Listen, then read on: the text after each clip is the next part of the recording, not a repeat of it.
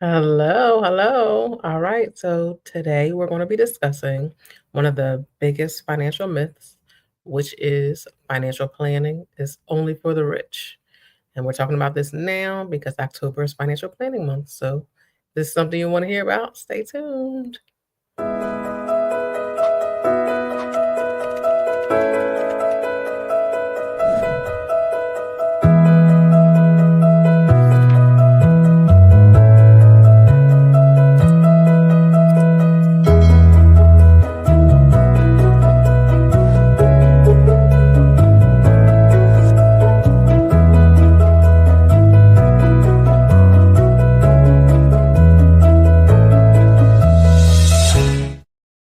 Hey, welcome to Talk Tuesday. If you've been here before, welcome back.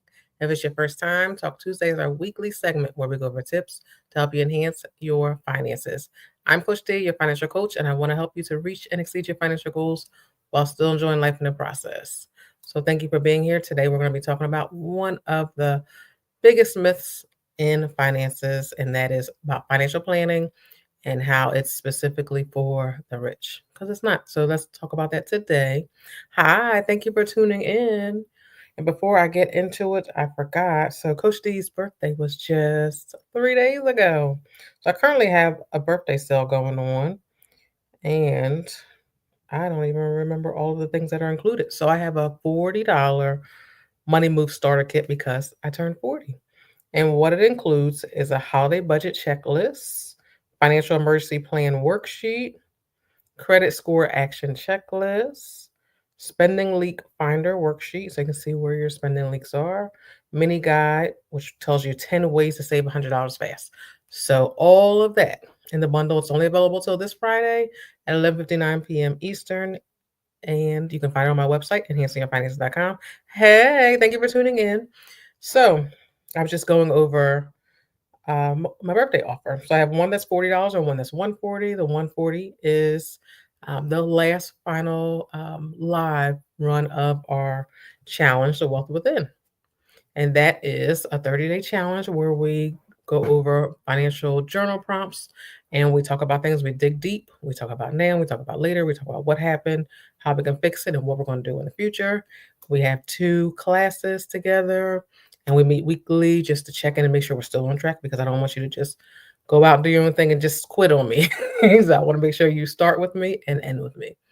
So, hey, so those are my two things I have for my birthday, but that's not what we're here for today. But thought I'd mention it since it's ending this Friday. So, happy Tuesday. Thank you for being here. We're going to talk about a big myth. Financial planning is only for the rich. So, let's dig into it. Let's talk about it. So, financial planning, what exactly is financial planning? That is actually creating a plan for your finances to plan out what you're going to do with it, when you're going to do it, how you're going to do it, to really have it together because without a plan, everything goes crazy. So sometimes things still go crazy, but having a plan definitely makes things easier and more on track to go the way we want it to go. So that's why we're talking about this now. And that's the focus of this month, right? So, planning definitely heck make sure your money has a purpose so you can do what you want to do. So let's say you're planning for some goals you might have. And I always say the same ones, but those are the big goals that most are planning for, which are vacation, home buying, a wedding, paying off student loans. Those are typically what most are working towards. Those are their big goals that they're focusing on. So, planning definitely helps you to focus on getting to those, trying to accomplish those, not just about paying your bills, but to do other things outside of that. Of course, we want to pay our bills, but we want to do other things than that, outside of, that based on our income we have coming in. You work hard. You don't want to just be working to pay your bills. Yes, we want to pay our bills, big deal. Take that stress off, make sure we're making enough to pay everything. But you also want to be able to do other things. So that's why we talk about financial planning. So life is not predictable. Things happen, and planning definitely makes things easier for you. And we always talk about emergency fund, but what I'm going to do now, I'm going to go over. I don't know if it's three or four things, but basically, I'm going to go over how rich people do it, how not rich people do it, and how to just basically showing that both do it. Okay. All right. So let's talk about budgeting. So both are budgeting their money. We're both they're both figuring out what they want to do with the money they have coming in. So you have your income, however you're getting it, they might be getting it different ways, but they're working towards their budget or budgeting to make sure they're staying on track, right? So someone who is rich will be budgeting and will be saving for or planning as far as I can't get it together, but as they're budgeting because I'm hearing some noise in the background. But rich people they're budgeting for things that might be higher. They might be budgeting for taxes. So someone who's rich, they're making more money, they have more money coming in, so they're putting money into their accounts. They're building interest and they're building so much interest that they're paying taxes on it. Now that's not the only thing they're paying taxes on, but they're budgeting for that. They have that in mind. They're thinking about that. So they have to put that in their budget to plan for when there's tax season come back. When it's tax season, they're going to have to pay taxes on that. So planning to put money aside to cover the taxes they're going to have to pay on that. They're, thinking about taxes they're going to have to pay, or just not only taxes, but investments. Not all investments go the way we plan for them to go. So you have to plan, they have to plan for that. They'll also have to plan for, travel, just like others have to plan for travel. For people who are not rich, they're also budgeting, but they're budgeting for things that are, within their range, their income, their spending, which would be they're budgeting for rent or for mortgage. They're budgeting for also travel, going on vacations, their groceries, savings, working on that. So, both are budgeting, but their budget focus is different things. So, just showing you that everyone's planning, everyone's working on budgeting regardless. So don't feel like because you're not rich, you're not doing the same thing. Nope, you need financial planning as well. So I want to talk about emergency funds. So let's talk about emergency funds. So emergency fund is helping both sides, all people, be prepared for an emergency. Emergencies happens, things happen. We need to be prepared for it. So, you want that peace. So you're going to be planning and building your emergency fund. So the difference is someone who is not rich. I'll start with the not rich side this time. Someone who's not rich, they are working on building up to getting 500 in their savings account. Then they're working to 1,000. Then they're working towards 3 months of their expenses in the bank account. Or maybe getting to 6 months after they reach that 3 months to get into their savings account.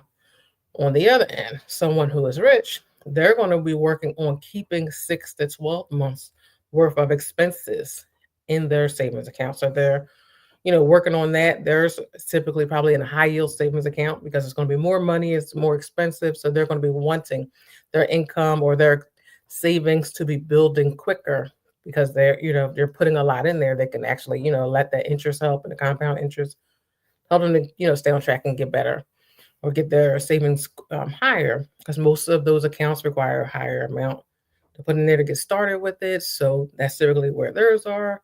Whereas, someone not rich might not have their money in a high yield savings account just yet. They have to get to the threshold of what is needed to actually start or open an account like that.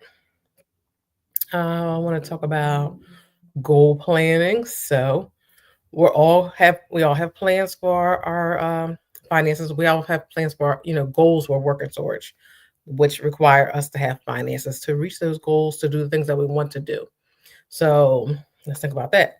So for someone who's not rich, typically the main focus, number one focus, paying off debt.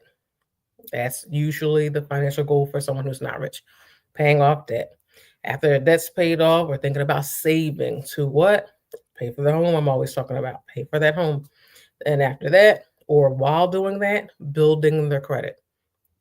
That's someone who's not rich, working towards paying off debt, saving for the things that they want, and building up credit. Someone, on the other hand, that is rich still has goals, still planning for their goals. Their goals might be planning for their legacy, which could be their kids' college fund.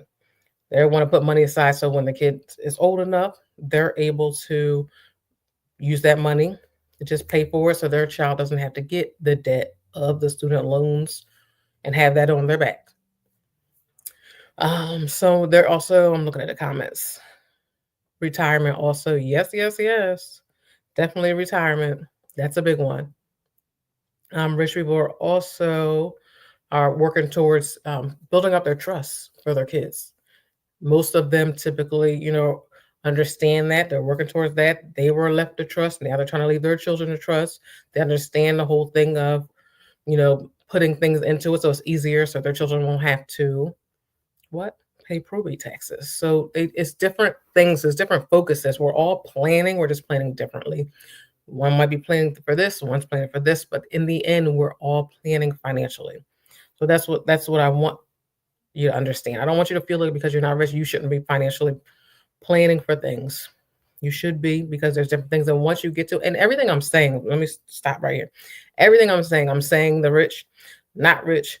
This is typical things because I don't want someone to watch it and watch the replay or whatever. And then they're in the comments laying me out because I'm not rich, but I'm also, nope. So these things, rich people are doing them. Not rich people are doing them, but I'm talking about what's typically happening. What's the typical focus? What people that are rich are typically planning for. People who are not rich are typically planning for. So, I'm just basically talking about the goals. Both are, goal setting, and just working towards different things. So I'm going to talk about the last one. I wasn't keeping track of how many I did, but this one is going to be about life insurance because both of them are wanting to protect things for their family. Both want to, avoid their family going through so much when someone actually passed away. So on the not rich side, the family is preparing for actually their policy, their insurance, if they have a life insurance policy. Their life insurances aren't usually grand. Their life insurances are enough to cover the service or some of the service. And the thinking for them is to save their family money when they're paying for the service and the homegoing service. So with someone who is not rich, it's a little bit harder because when they're not rich or not leaving all that, it leaves the family to kind of try to figure that out. And if they're not already, in a good position, then it could throw things off for them at the time of the passing. And not only that, then it can lead to, what happens typically, greed. I want this, I want that, you want this, I'm not doing this, I'm not doing that, and things like that. So that, and then on the rich side, you have, they're getting policies that are larger. So their policies are, so much that it could cover all the debt they might have or pay off a house or whatever it might be. Theirs are 100,000. They're planning for wealth transfer. Their life insurances they're thinking bigger because they're able to. So that's what I mean. Everybody's planning for the passing, right? But planning differently. So I would say, although I say the rich are getting the larger policies, you can get a larger policy as well. Start early, get started with that, get a larger policy. Think of a higher number. Hey, thank you for tuning in. Get a larger amount so that you're able to allow your family to do more, put them in a better position, and don't leave them in that tug of war over, do I want to make sure you get a good service or do I want to save some of that money for myself after the service? Don't put your family in that so that they're thinking they're going to do small for you so they can have that money afterwards.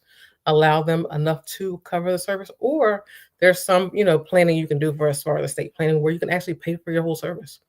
Pay for yours up front, and then your family doesn't even have to worry about that, think about that, go through that whole thing of thinking about that. Pay for the whole thing. Then you're going out, how you deserve, and your family doesn't have to worry about that actual expense.